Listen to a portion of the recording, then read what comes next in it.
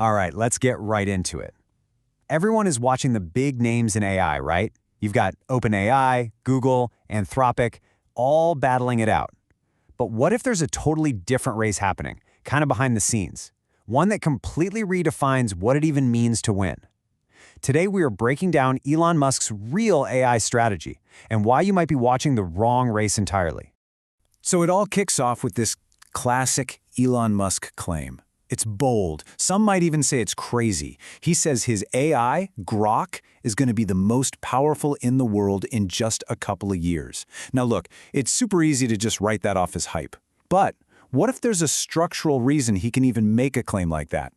Because right now, let's be honest, the whole conversation is completely dominated by one single question. We're all obsessed with who has the best large language model. Is it ChatGPT? Is it Claude? Gemini?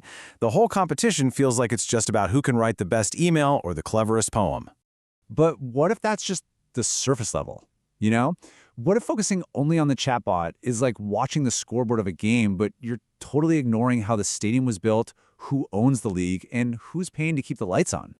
The idea we're going to unpack here is that once you see the full picture of what Musk is doing across all of his companies, it completely changes how you see things. It's one of those ideas that once it clicks, you really can't unsee it. So to see that big picture, we need a good way to think about it. And we're going to borrow a framework from someone who knows a thing or two about this stuff, NVIDIA's CEO, Jensen Huang.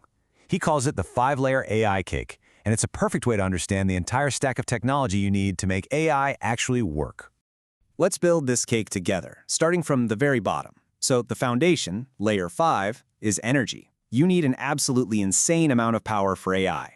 Then on top of that, you need the specialized hardware, the chips. Those chips have to live somewhere, which brings us to the cloud and compute layer, all the data centers. Then you get the AI models, which are like the software brains of the whole operation. And finally, right at the top, you have the applications that you and I actually use. Okay, now here is the absolute key. Most companies, they're strong in maybe one or two of these layers. You know, Google's got cloud and models. NVIDIA obviously dominates chips. But the argument here is that Elon Musk is the only person on the planet making moves on every single layer of this cake, all at the same time. Let's walk through it. We're starting at the bottom. Energy. AI is so incredibly power-hungry. While all of his competitors depend on buying power from existing utility grids, Musk is out there building his own power sources with Tesla Energy. We're talking massive battery storage projects. He's not just another customer of the grid, he's literally building the grid. Okay, let's move up one layer. Chips. Most companies are in this mad dash to buy as many general-purpose GPUs from NVIDIA as they can get their hands on. Musk? He's designing his own custom silicon, like the Dojo chip. It's specifically built for one thing, training AI on video data from his cars. This custom approach could give him a huge advantage in speed and cost down the line, and it frees him from the supply chain bottlenecks that everyone else is stuck in. All right, next up, compute. So everyone is building these massive data centers on land. Musk is doing that too, but he also owns SpaceX. And this is where it gets a little sci-fi. It opens up the wild possibility of data centers in space. Think about it. Unlimited solar power, the natural cooling of space. Nobody else can even try this. Not Google, not Amazon. Why? They don't have a rocket company. Now we get to the models themselves, the part everyone is actually watching. While all the others are scraping the public internet for data, which is getting really messy legally and ethically, Musk owns a completely unique proprietary data firehose, the social media platform X. Every single conversation, every meme, every debate, it's all a potential source of real-time training data that literally no one else can get. And the scale of that firehose is just mind-boggling. We are talking about 500 million users pumping out a constant stream of text, images, and video. It's a massive, living data set to train his AI Grok on what humans are talking about right now. And this all leads to the very top layer, applications. While his competitors are focused on digital apps, chatbots, search engines, Musk's endgame has always been about the physical world. We're talking Tesla cars, the Optimus robot, a future robotaxi network. These are AIs that move, see, and interact with actual reality. And the data advantage for these physical AIs is just as huge. Tesla cars have collected data from over 7 billion miles of real-world driving. This isn't just about training cars to drive themselves. It's about training a fundamental AI that understands the physical world.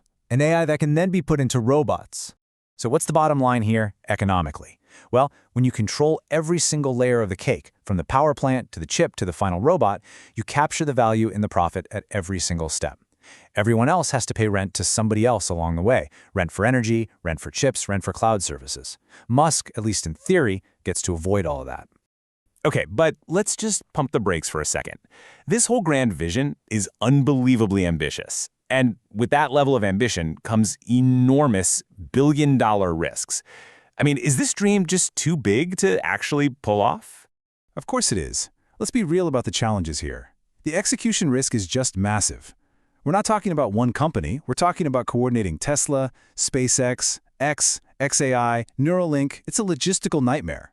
And at the center of it all is one person whose attention is, famously, split. Plus, key projects like the Dojo chip, while they sound amazing, have been slow to deliver. The Optimus robot, it's improving fast, but it's still very much a research project, a long, long way from being a real product. And frankly, xAI's models today are still playing catch-up to the leaders like GPT-4 and Claude 3. This whole thing depends on every single piece working perfectly together. That's a very tall order. But even when you factor in all those very real risks, this strategy forces us to take a step back and really redefine what this AI race is all about. It's time to kind of reframe the entire question of who is actually winning. You see, the old question, the one we see in the headlines every single day, is who has the smartest chatbot? But this full-stack perspective suggests a new, and maybe much more important question for the long term. Who owns the entire value chain, from the power plant all the way to the robot in your house? And that leaves us with this final thought. While all the competitors are spending billions trying to build out their own energy, secure their chip supply, find unique data, they're basically racing to build the pieces of the stack that Musk already controls. So the real question isn't just about who's ahead today, it's can anyone else even compete in a race that spans cars and robots and rockets and social media?